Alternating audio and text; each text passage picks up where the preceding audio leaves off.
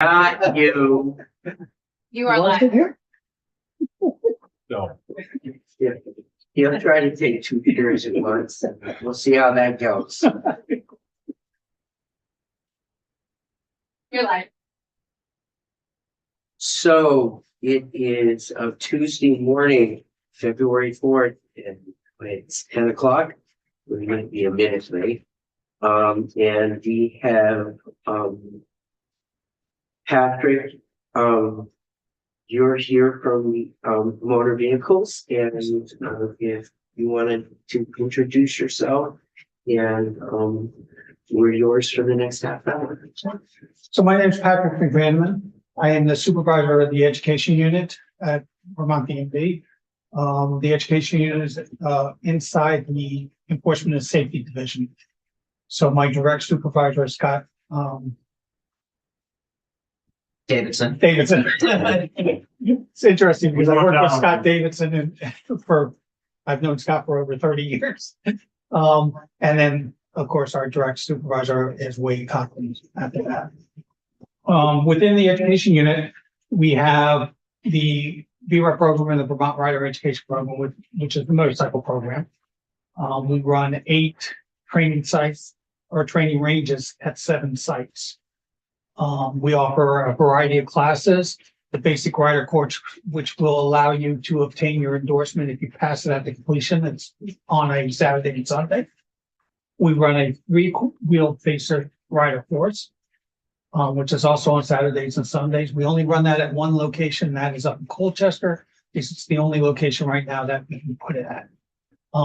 Plus, we only have 6 3-wheel motorcycles that we use right now. So that's the only place where you can do the 3-wheel motorcycle. So the rest of the program for 2-wheel motorcycles, how many places do you offer? We offer it at 7 places. We have 8 training ranges. So we have 2 ranges at Colchester. So we can run classes simultaneously. So it's not unusual for us to be running an advanced class at one range, a basic class at another, or a 3-wheel at the one range and a basic, or mix them around. Then we also have a range in St. Johnsbury, which is located at Fairfield Scales. Mhm. We have one up in Berlin that is located at the Blue Cross Blue Shield building. We have one in Highgate, which is located at the AOT building in Highgate by the airport. We have one in Dummerston, which is located at the Dummerston AOT. I'm sorry.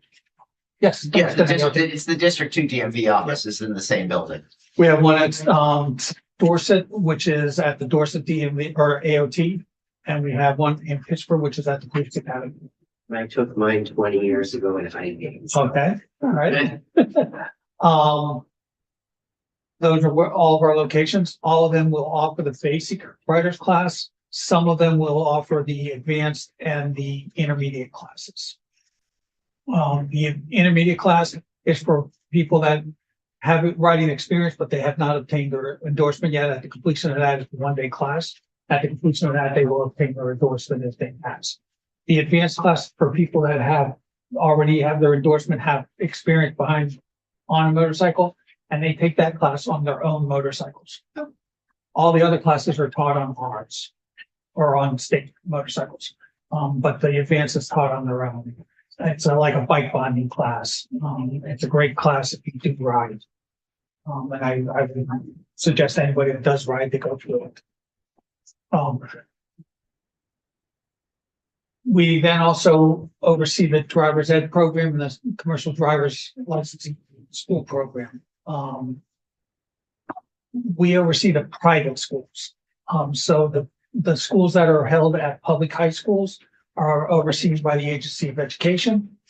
But we oversee the private schools. So we license all the private driver ed schools and CDL schools.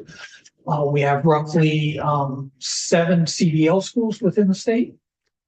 We have roughly, I can't think of the exact number, but I believe the commissioner gave you the exact number of driver ed schools we have, and driver ed instructors that we have within the state.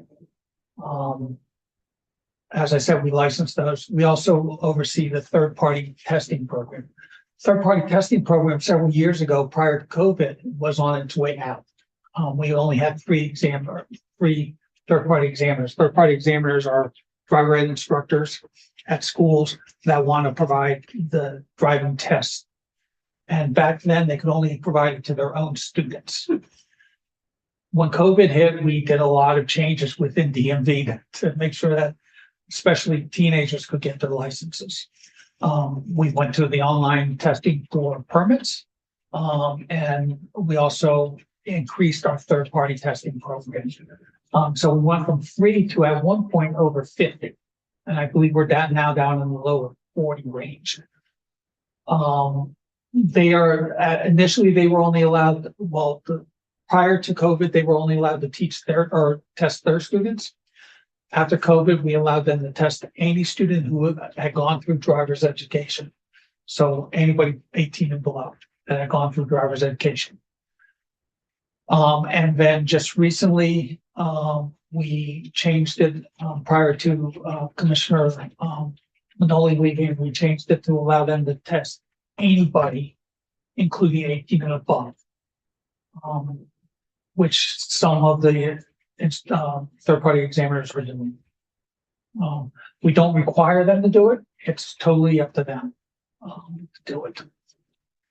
Go ahead. If you're finished with that area, I have a question on that Okay. area. A couple questions. So are homeschoolers allowed to be in that process? I've been getting emails from homeschooler parents who want to they want their kids to get the training and the testing. Okay, so they can do the third party, or they can do through to one of the driving schools, and then they're also eligible to do the third party testing. So what happens at the driving school, if it's a child below the age of 18, the driving school has access to what we call our driver education certification system. How many or driving GACS. schools is there?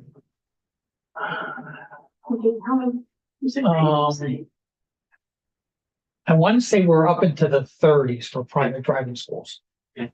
And we're up, our private instructors were, I believe, in the high 30s. Okay. I wish I brought the numbers over, but I'm sorry. No, that's fine. But I can get them over to you. No, that's, ballpark's good enough. for me, So, Yeah. So is there a cost? Is there a fee? For the private driving schools, it ranges anywhere from 800 to roughly 1,400.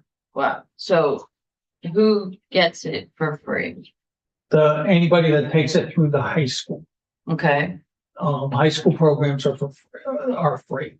So And I believe that homeschool students also have access to high school programs, but they would have to check with the Agency of Yeah. Education. They do, you can apply, that fit into the high school program if there's a slot for you. and not have to pay. Yeah, if you're in the district. Okay. Okay. That's good to know. And then on the CDLs, a couple of years ago, there was and there may still be a real need for those, both for municipalities and for trucking. And I know a couple of schools came online since then. Yes. How's the demand, and are we meeting the demand? There's always going to be a demand there. With CDL drivers, whether you're talking about school bus drivers or over the road, or your plow drivers, there's always Yeah. going to be a demand. The CDL schools, as far as I know, are quite busy.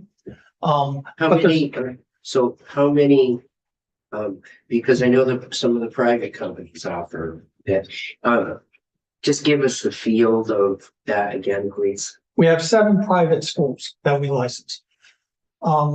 It should be noted that if I own a trucking company, I can train my own employees. I don't have to be a licensed school. Right, and they aren't open to the public either. They are not open to the public. Once I open to the public, then I have to be licensed through the state to be a school. But for instance, the Bellavance, even though they do have a school, they can actually train their own employees. And can they open up to the public? Bellavance, their school can, yes, they are licensed. They actually wanted to get licensed to us and we licensed them. So yes, they can offer to the public. So there are 7 private schools and then And then we have the private companies that offer them. Are there any other schools? No. So, a couple that we do license are located at tech centers. Okay. Okay. And that's so, and while we're on the CDL issue, I know there was questions about, So are the tech centers considered one of the 7 private? yes, because they are licensed through us. Okay. Um, And the cost of them is about 7,000? I'm not sure what the tech centers, if it's a reduced rate because it's a tech center, but my guess is it is probably about $7,000. That's pretty much the going rate, in Vermont for all the schools. Yeah, I know a 25-year-old that, is in the classes right now. So I know there was a question about this, what we asked for as far as the CDL, the instructor license. And was it going to make it harder for somebody to get their CDL? And in fact, it's not, because we're talking about instructors, we're not talking about somebody getting their CDL. Right now, I can get my CDL today, and tomorrow I can go over to DMV and apply to become an instructor and get my license to instruct CDL. No real world experience whatsoever, but I can teach. That's what that was all about, is to bring them. But Put some this would thought- require, what, 2 years, 2 years experience. The reason we picked 2 years was the entry level driver training through the feds. In order to be an instructor, qualified instructor through the feds, you have to have 2 years driving experience in the vehicle that you're teaching on. That's why we went with the 2 years. Which if you look at, so I get my license, I got my CDL yesterday. I get my instructor's license today. I teach Frederick how to drive a truck. He does not meet ELDT standards for the Fed, so he can't get a CDL until somebody who is an ELDT instructor takes him behind the wheel. So So it's actually that the way it is now could potentially increase the amount of time. So how are we? Who keeps track of how many instructors there are out there? We do. Do we have enough? I have a 25-year-old that's in the middle of this now. He's in the 5th week. And his only complaint about all of this is that if he doesn't pick the right day to go in,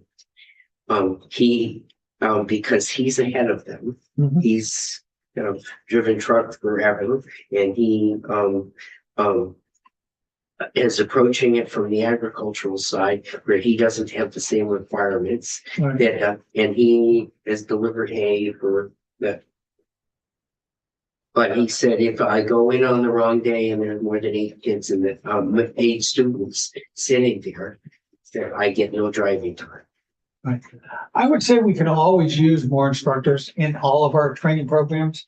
And that is actually one of the reasons why we did the motorcycle. You looked at our motorcycle instructor that we're trying to reduce the amount of time to the 2-year period. In all the training programs, we could use more instructors. The issue is that with the CDL and the driver ed programs, those are private companies. So if the company would have to enlist their own instructors, where the motorcycle program is a program run out of DMV, out of our office. And we try to get our own instructors for that.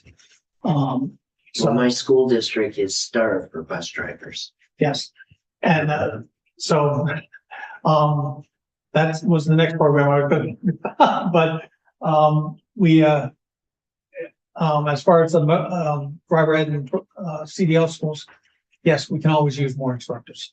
And that, but again, that's something that the schools and people want to have to get interested in.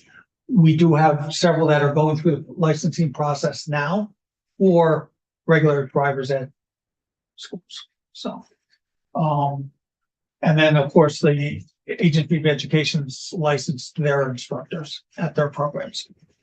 The other program that May I ask another question? Go ahead. It's So do all of the kids, or what proportion of the kids who are getting their first license have taken driver's ed?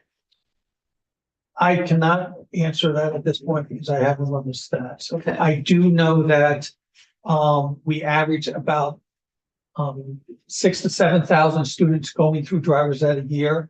That includes those who did not finish the program, those who completed and passed, those who completed and failed, and those who withdrew. Since 2019, we've had over 35,000 students go through the driver's ed program through either our schools or agency of education. Do the kids get, or do the kids' parents get a discount on their insurance if the kid has gone through? Some insurance companies will, some insurance companies will not. Oh, interesting. All right, well, I would be interested to know the percentage of people who are getting their first license that have gone through driver's ed, just in the future. I mean, I don't know now, but I think that's an important. And we'll get that number. for you. Do you care about the age of the person? Because once you hit 18, you Oh. don't need to get, Right. you can just go get your license, just take the test. That's what my brother. Right, A lot so of I guess, people do that. So anybody under the age of 18, if they have their license, they have gone through driver's ed.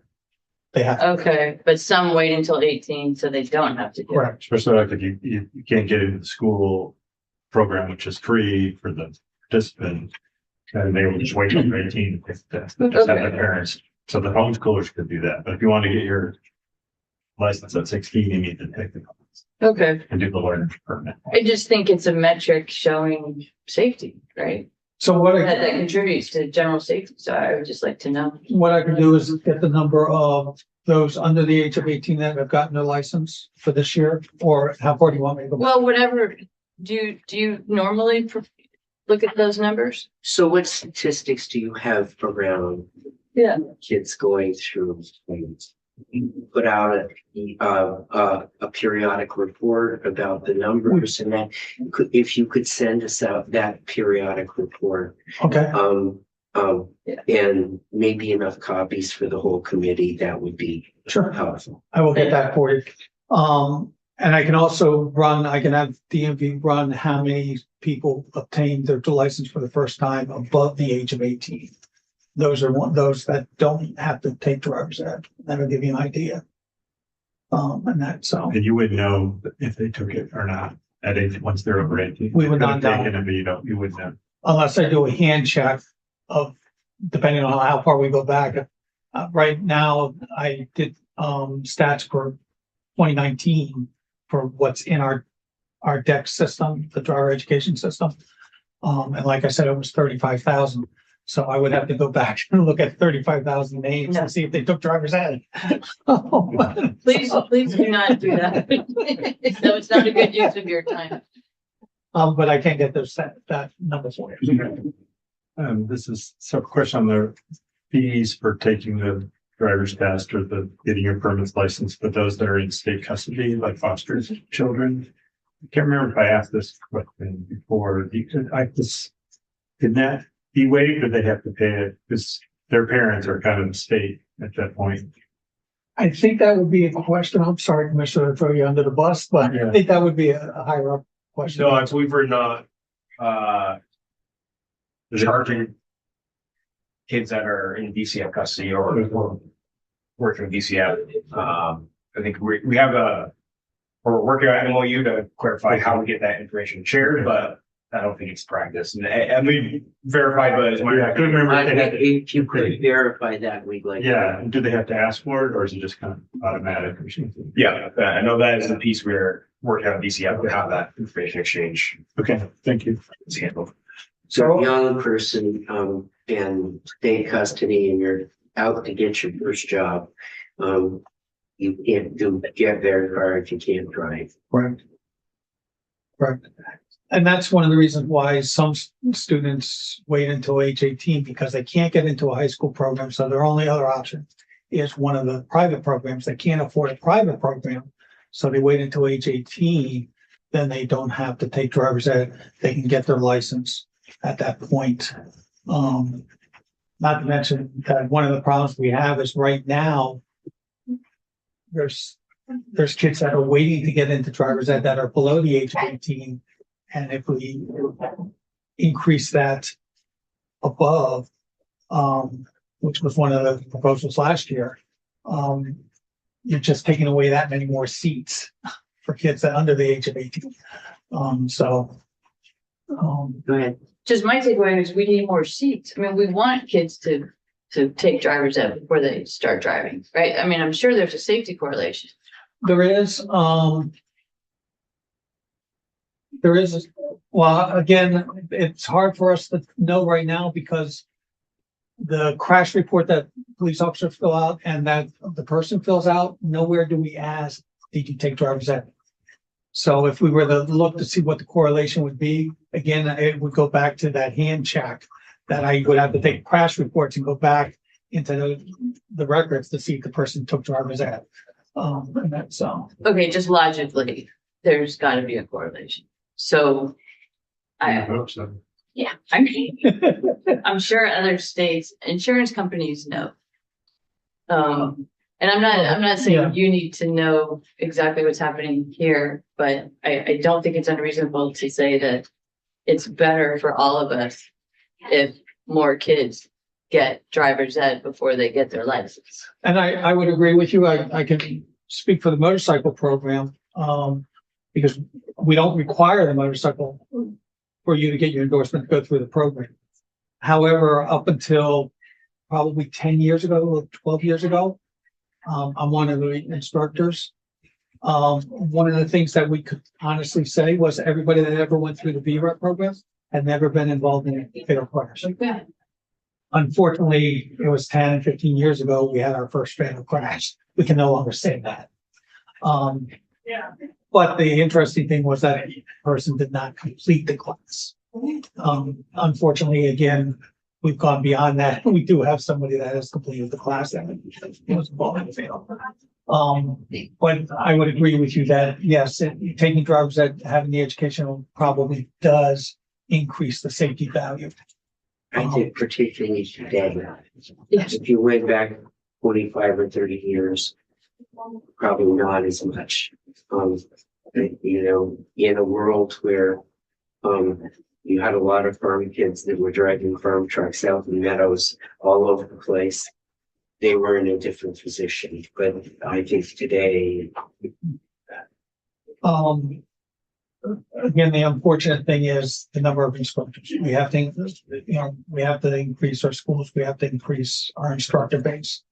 I don't think it's our requirements that hold that back. I think it's a matter of people just aren't interested in it. And that we do get the occasional call, about what do I need to do? And that we don't request anything of the DMV licensed instructors that are not required of the AOE instructors. The only thing that we don't require is they don't have to have the bachelor's or the AOE teaching license. But as far as driver ed classes that are required, we require the same classes. So, That reminded me, in past years, we have looked at what the requirement is to become a driver's ed instructor. And there was a concern raised that most of the new instructors are just taking an online course in New Hampshire, if I remember correctly, the White Mountain Community College online course. And then with that online course, never being in a vehicle with a learning driver, could then teach driver's ed in Vermont. that's untrue.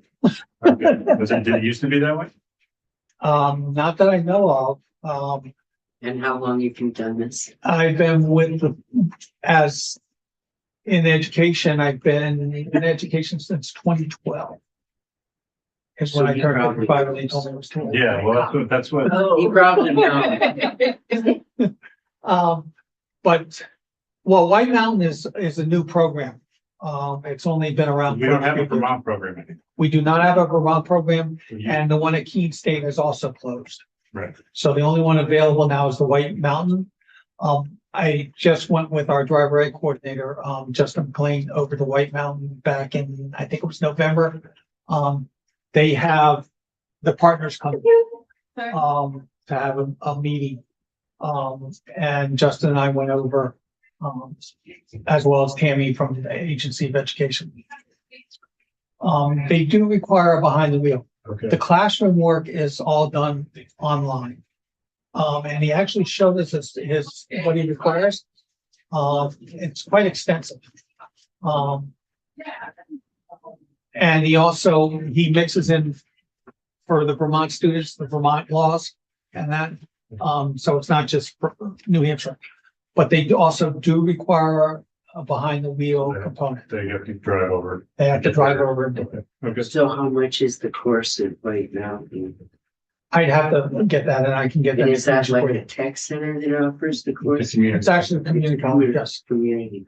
And they were talking about trying to reestablish one in Vermont, CASA, then I don't know what happened with that. I think it's still in the talking stages at this point. But right now, if for somebody to become an instructor, White Mountain would be the place that they go. And we have quite a few instructors that have gone through the program. So our other So how short are we? instructor wise, Yeah, I don't think we're never too short.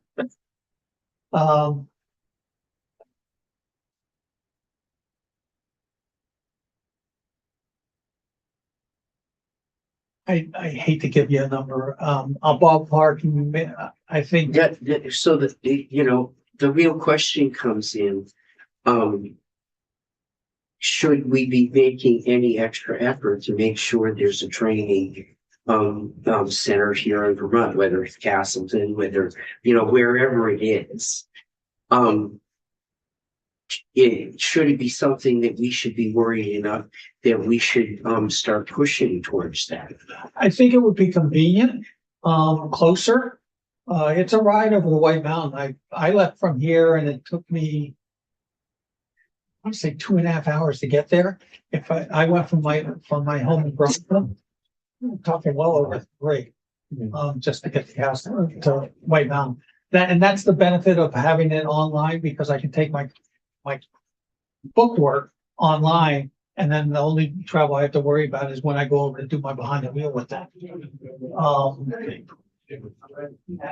I think it would be a convenience to have the program here and a real help for us.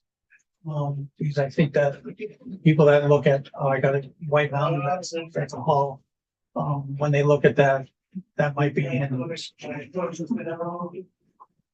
But White Mountain does have a good program, and that's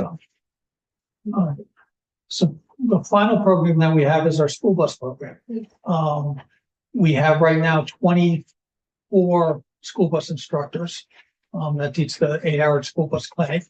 The school bus clinic is required for any new person that is newly getting their school bus endorsement and every renewal. And that. It's like I said, an 8-hour clinic that's taught by experienced school bus drivers.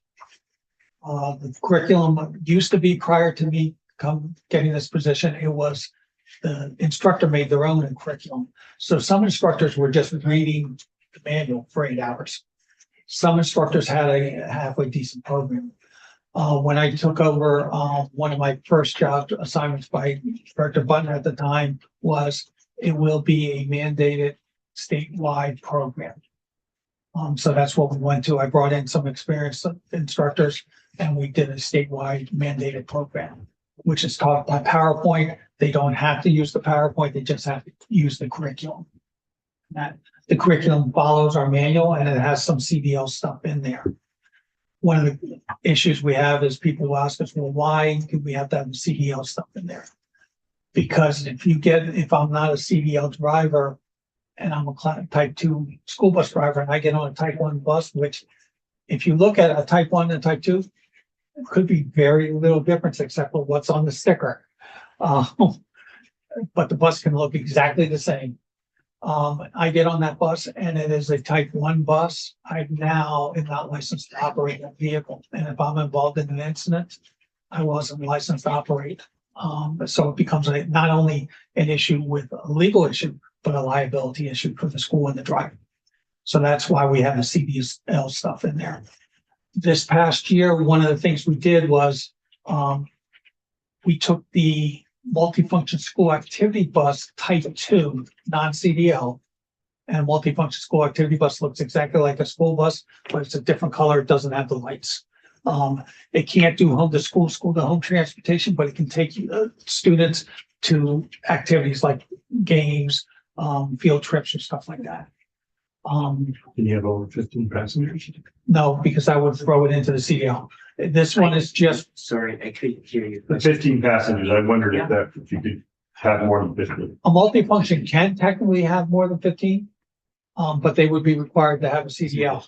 We specifically took the non-CDL type 2 school bus or the type 2 multifunction school activity bus. We put that clinic online. I actually did it. And I believe it's about 2, maybe 3 hours of online clinic. And then we also put the written test online. So that you can do the written test online, and then all you have to do is come to DMV to take your skills test. We've had a couple schools, Putney School and another school down in the Putney area, that's a private school, take well advantage of that. Because they require all their drivers or all their teachers to be drivers. So they've taken a lot of advantage of that. We've also had some other multifunction school activity bus drivers, because that's all they drive, take advantage of that.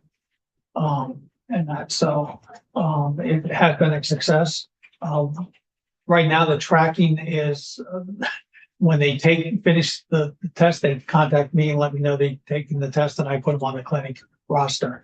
Right now, the tracking, we're in the process with the new system, the new, computer system that the department's doing. We're gonna be able to track it online, that we can do away with it having been called in. So, but that's the other program that we oversee. I'm trying to think if there's any, there's some little minor things that we do. We do all the employee background checks except for law enforcement employees. But any other employee for DMV, we do their background check. And we do some other minor stuff within the department. Go ahead. Thank you, Mr. Chair. And I realize we're bumping up on our next agenda item, but I think we asked you to come in specifically to speak around sections 11, 14, and 15 in the DMV miscellaneous bill. Okay. And I'm just wondering if you had thoughts on those sections and what the relevancy and value would be for your organization. So I know section 11 deals with adding a commercial learner's permit to the no masking section of the Yeah. law. That makes sense because we include commercial driver's license, but we skip over the learner's permit. And the learner's permit is also covered under the federal regs, so we actually cannot mask that either if they have a violation. Okay. So that totally makes sense to me. And then section 14 and 15 are related to instructors, and particularly I think 15 is motorcycle instructors. So I'm wondering if you could speak a little bit to. Okay, so 14 again is the CDL instructors. We're bringing that in line with entry-level driver training. That's where the 2 years are coming from, but we're also bringing it in line with the rest of our instructor pool. Oh, so that's what everyone, oh, okay, I didn't Okay. realize that. So it's not, and that's where I said, I can get my CDL today, tomorrow I can apply to get my license, and right now, if you meet all the other qualifications, we have no option but to issue your license. So I could have no real world experience and become a behind the wheel driver of a commercial driver's school. Which to me does not make sense. This would at least require that driver to have 2 years behind the wheel driving experience of a commercial vehicle equal to what they have or what they're teaching. It also brings it into line with the entry level driver training, which is a federal program that they have to meet. So that's that. With the motorcycle program, again, we're asking for 2 years. Right now, it's more than that. I believe it's 4 within the last 5 years. Yeah. What we're finding is our instructor pool for the motorcycle program is becoming aged Frederick and I were talking about it earlier. I would estimate that about 15 to 20% of our instructors are over the age of 50. And about 10% of our instructors are over the age of 60.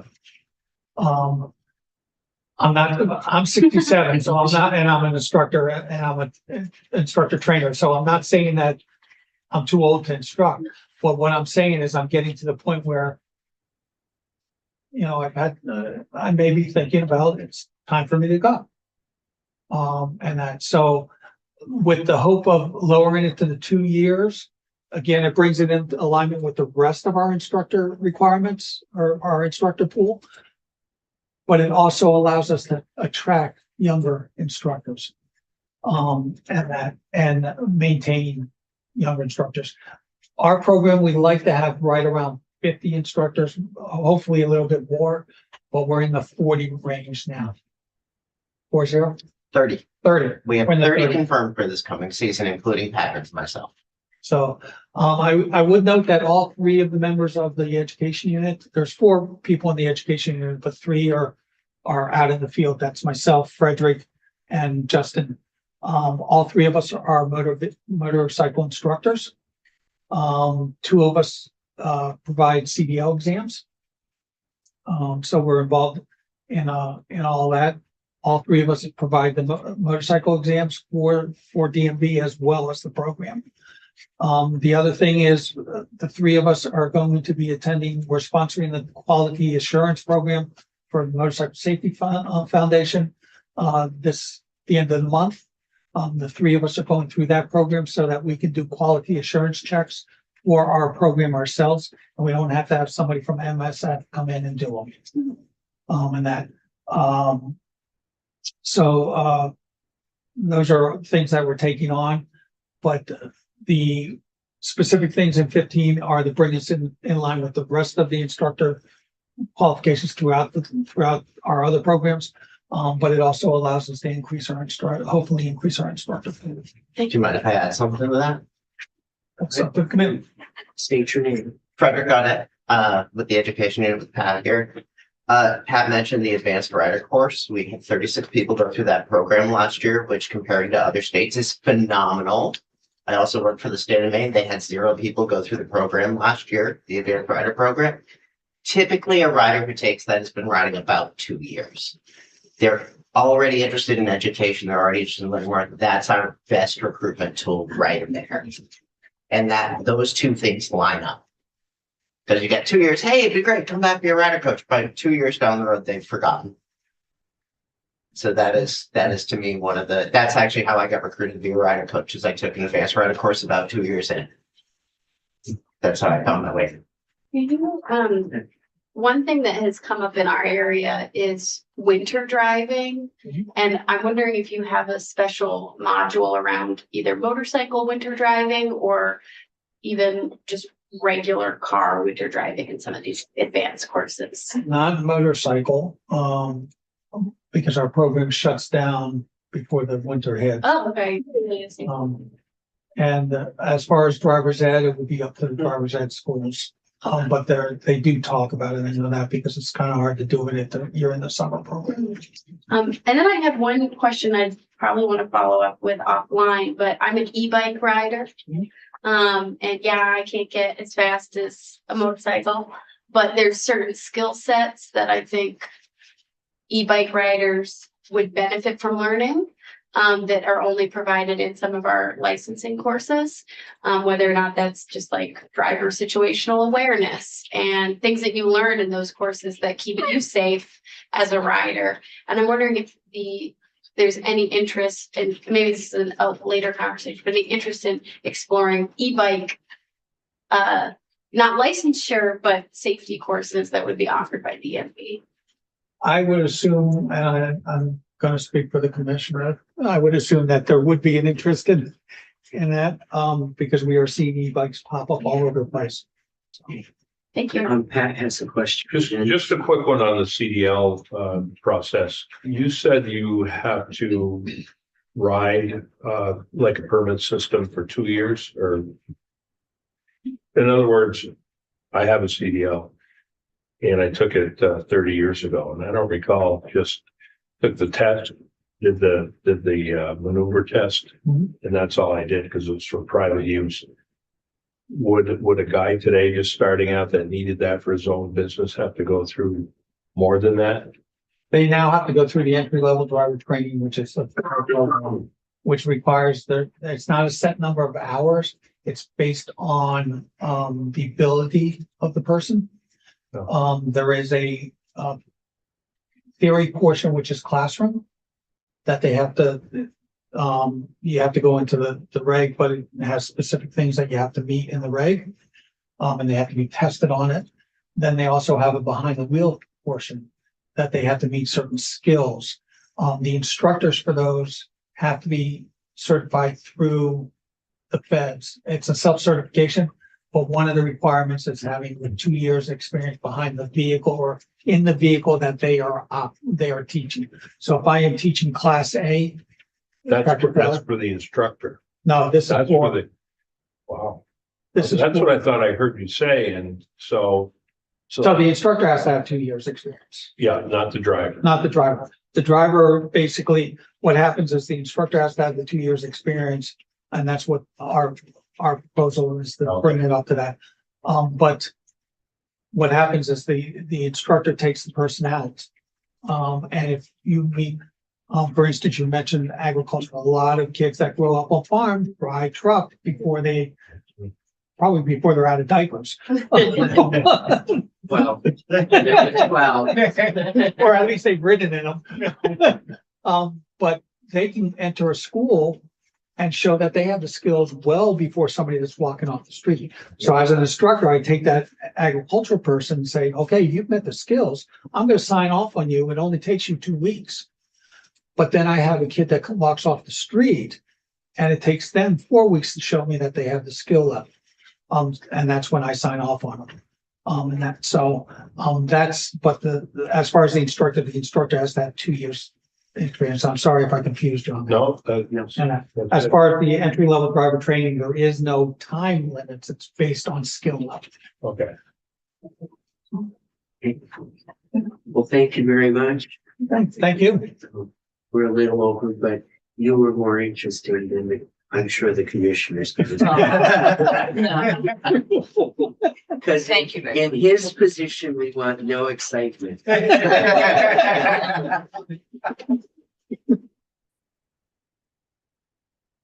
Yeah. Sorry for throwing you under the bus. Funny story, he was one of my instructors at the academy. Hey. Thank you so much. Morning. Good morning. It's judgment time.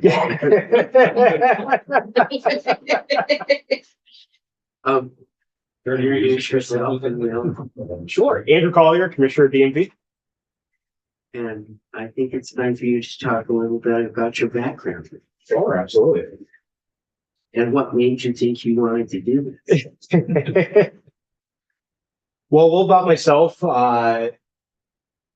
just personal side, married with, I got four little girls, we live up in Westford, Vermont. I started my career with the state as a state trooper right out of college, back in 2010. Did a bunch of different roles in that department, worked across the state, started out in Rollton, and then worked my way up north. I was a DRE for 4 years. And then, not for drug recognition expert. It focused a lot on DUI enforcement. An opportunity came about over 3 years ago, to become deputy commissioner for Department of Liquor and Lottery. And that's where I made the jump, over there and spent 3 years working with Commissioner Wendy Knight. We, got to do a lot of cool projects, introduce sports wagering. We had the $150 million lottery conversion, that I got to run, to help usher through, and then we did the department consolidation with kind of bringing departments physically together, or almost all that department physically together in one location. From there, the opportunity for Commissioner DMV opened up. This is felt a little bit more back in my wheelhouse with the more vehicle Tele 23, and it felt like the right fit. And here I am in front of you today. So You left the one part out. Where you grew up. wow, that's great. Did you grow up in Colchester? Absolutely. Down the road, down the road. That's fine. Yeah, You didn't move very far, because no. Westford's kind of between Colchester and Cambridge. Well, we made a small hop to Massachusetts when I was in high school. My dad worked for the phone company and he got transferred down there. So went to college down there and worked overnights at a grocery store and worked on a farm, kind of worked my way through college and then came back up north. So did you know him when he grew up? Sure. Sold him candy. Yeah.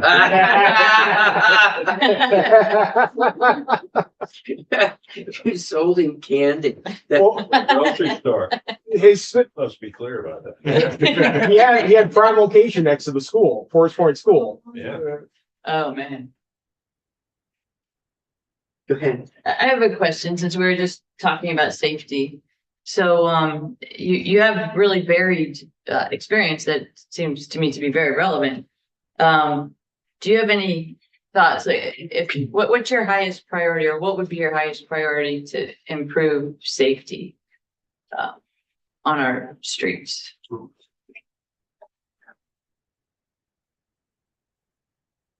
I think it's not a single it's not like a single thing you can do with it. Right. For me, you can't enforce your way out of everything. Right. At the same time, you need the enforcement. I think you can't educate your way out of people not drinking and driving or just not driving correctly. And I think at the end of the day, some of it needs to want accountability for those driving and those that are passengers in vehicles. You know, simple things like putting your seatbelt on. You can't educate your way out of it. We've tried, and we will continue to try, but at the end of the day, there's that self accountability that needs to happen. I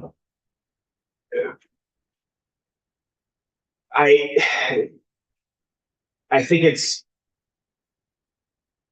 being consistent in how we enforce, and I think that sets the behavior. I think, because I think when you have big fluctuations in how we're enforcing what's out there, I think that's that perception, real or not. I think you see the driving change, and I think when we have a consistent enforcement policy or consistent message, I think that's when you can start hopefully seeing that flat line on the negative behavior. I'm not sure. Okay. Yeah, no, it's just obviously on my mind. I'm sure it's on all of our minds. It would be like a transportation. Thank you. Did you have a question? Yeah. Could you remind? I think I asked you this offline the other day. But could you remind me who the deputy commissioners and like did you have any say in that? Did you bring somebody new on kind of with you to form a team, or was it just like the governor did in your deputy commissioner? No. So Matt Russo, he when Mike Smith retired back in January or end of December, I had some interviews. It was a decision I made. Obviously, at the end of the day, governor has the final choice in it, but the governor supported that choice. And Matt was someone who was within the department and covered driver improvement, CDL section in the call center. So he had a very very breadth of what the department handles, and he fit the role of what I was looking for as a deputy, and yeah, was happy to. Consider invite. Thank you, Mr. Chair. And I'm not sure who would be reporting out the nomination. We'll get there. Okay, because if I were the person who was reporting it out, for example, I might have offline questions I would ask too, just to fill out my full report. But I did just have a general question, which is to the point that actually the Lieutenant Governor, I think, brought last time we came in to committee, which is that DMV can at times feel like a bureaucratic headache for the average Vermonter. And there's truth to that. And then there's also individual situations where anytime you're put with a form in front of you, it can feel like a barrier. I'm wondering if you could speak a little bit to how you see DMV becoming more accessible to the average Vermonter, rather than kind of continuing maybe some of the trends that we've seen of maybe overcomplication of some of our Absolutely. practices. So coming from a retail side in state government, which is liquor and lottery, my viewpoint coming in here is let's make this, I view DMV as a retail establishment. It should be as frictionless as possible for Vermonters. We need to simplify it. If I don't understand it, no one else is going to understand it. And I just want to keep it simple. And that's been the clear message since I've come in is, hey, if there's things that just need to work better, that if the way things have been, if this is the way we've always done it, I don't like that. Let's make it current. Let's find a way that makes sense. And then let's improve the process. So that is, I think, a long way of saying, yes, that is one of my number one priorities is simplifying what is out there and simplifying what's on the website, getting better content up on the website and better messaging. I think the team, I'm not saying that hasn't been done. I just think there's always a different way of refreshing things and having a different look at it and bringing things that have been not as visible out into the open more. One area is we're looking at having the dealer list that we certify public. Oh, that would be great. That there's, as far as I know, we're just doing one last check to make sure there's no reason why we can't, but that should be public. And I asked the team to start making sure that we publish that. And so those are the areas where we're starting to try to find these ways we can improve and be a little more customer friendly, more frictionless in the customer process for Vermonters. Thank you. I appreciate that. And I would say my experience with DMV has been nothing but positive, from being a first time driver's ed attendee at my high school to failing my driver's test to passing my driver's test to doing any number of forms. So I do really appreciate the work, and you've got some of the best civil servants that you get to be the boss of. So I really hope you take the opportunity to visit all of the DMV locations. If you're ever in Springfield, please let us know. It's a hub, and I would advocate that White River Junction have a full-time permanent DMV location. We've been denied this. And it's been floating, and that means people have to travel to get basic services when they usually have limited transportation. So I would just advocate for a White River Junction location if you're considering those kinds of things during your tenure. Sounds good. And yes, it is on my plan to get. I like moving around. It's hard for me to sit in my office for extended periods. I'm usually walking around the halls, but it's on my list to get around the state and continually around the state. I'm one to not just say hi once and never see a commissioner again. So. Well, then, thank you. And then I'll advocate, the Dummerston, unit is wonderful, and, they're part-time now, or they're only open 2 days a week, I think.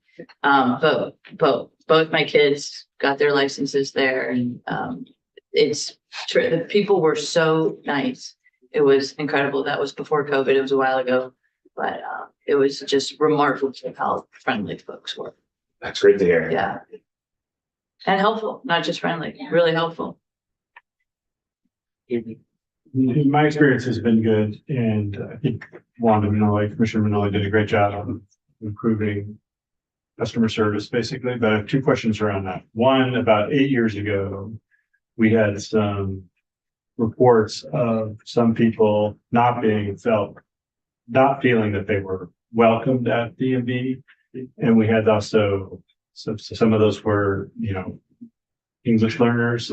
We also had some folks that were basically challenged on their citizenship when they were just going in to do for their DMV, and DMV personnel sharing this information with law enforcement. Mm-hmm. So I don't know if you could reassure me at least that that's not something that we would see going forward with the new administration's correct. Yeah, so we follow what the migrant justice settlement agreement has in place, which is I'm not sure how much Yeah. go on, but we are not, no, we're not, if there's a issue with possible immigration status or anything like that front, we do not. You're collaborating with ICE to try to share this information. If you're not telling the tellers this, the front line and say like, let us know if you think somebody else. That is not the case. That's good. And then, so one of the things coming out of those reports, some people feel like they weren't being treated like Vermonters, was how do we know things are getting better? Mhm. And one thing that we have brought up in this committee before, is there a way, like a business would try to figure out, like, are our customers happy? And and I don't know if you've thought of this, but I don't think we ever got to the point where something was done, but just this like customer surveys, it's like, how was your experience with DMV?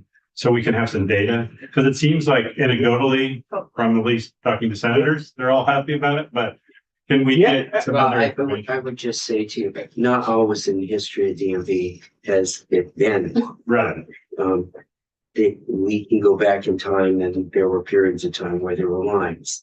And the concern always is for many Vermonters, the only place they have hands-on, upfront, in your face, experience with state government is at DMV. And no offense to you, but someone like Wanda has been, we've seen Wanda and we've known Wanda since some of us didn't have white hair when we started, but you're not in that position. So the concern that the senator raises, I think, is something we have to feel comfortable about. Mm-hmm. So I just want to make sure I'm referencing as far as customer satisfaction, they're comfortable with, or Well, where you would carry the department, we never want to go back to the place where there's line Oh, at absolutely. DMV. We don't want to go to a place where information gets shared for individuals that is would create difficulties. We moved to this place for a reason. And so I think the question that Senator Perchlik asks is a legitimate question in your view around all of these issues. So on the side of customer satisfaction, I'll touch on it first. One thing in the back of my mind, when things settled down a little bit, is what we did at DLL was we did an online survey. We ran it for 30 to 45 days. And it gave us those data points. And then we were able to do it the second year, and then you can start setting your benchmarks and seeing how you improve it. That is something that I would like to do. I think it's a great a marker. I know right now they do have the cards you can mail in. We just got one yesterday, but I think having the actual data was gonna be If you helpful. have a complaint, if you're in the DMV, there's. Right. I certainly do not want to see lines come back. That is, again, when you talk about retail experience and you want it positive, no one wants to go in and stand in lines and have difficulties, going back home to get more paperwork or anything like that.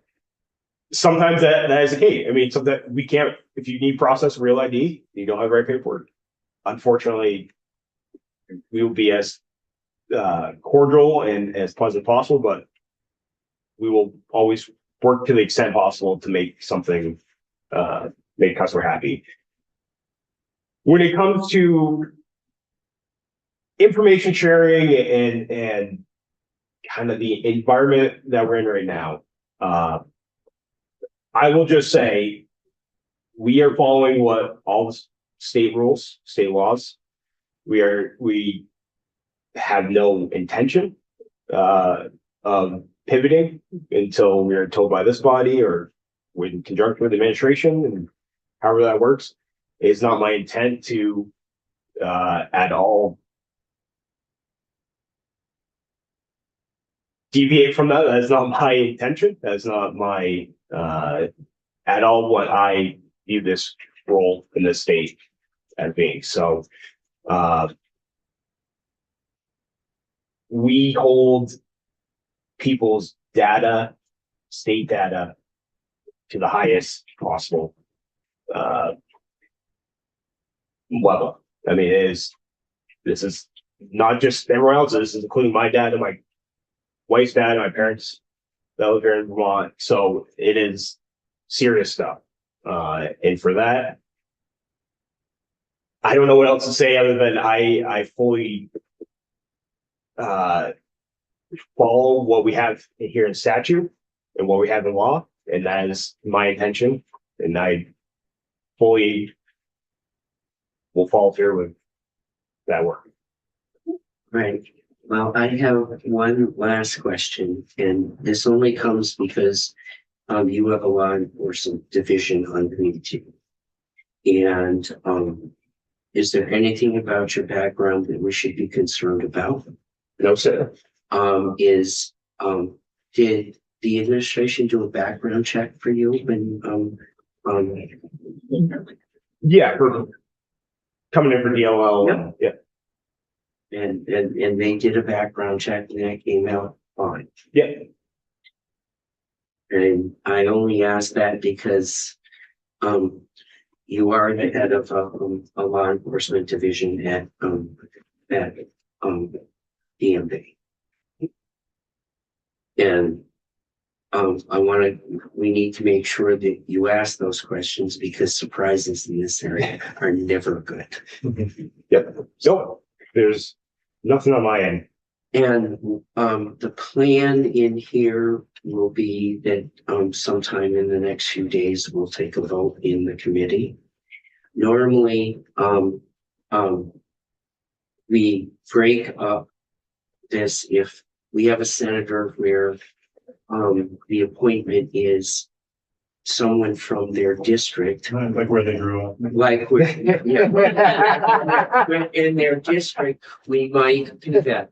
I will say that, Westford is between Colchester and Cambridge, so, we're both in neighboring towns and we might discuss that in the piece, but it might trumpet that he sold you candy. I can't,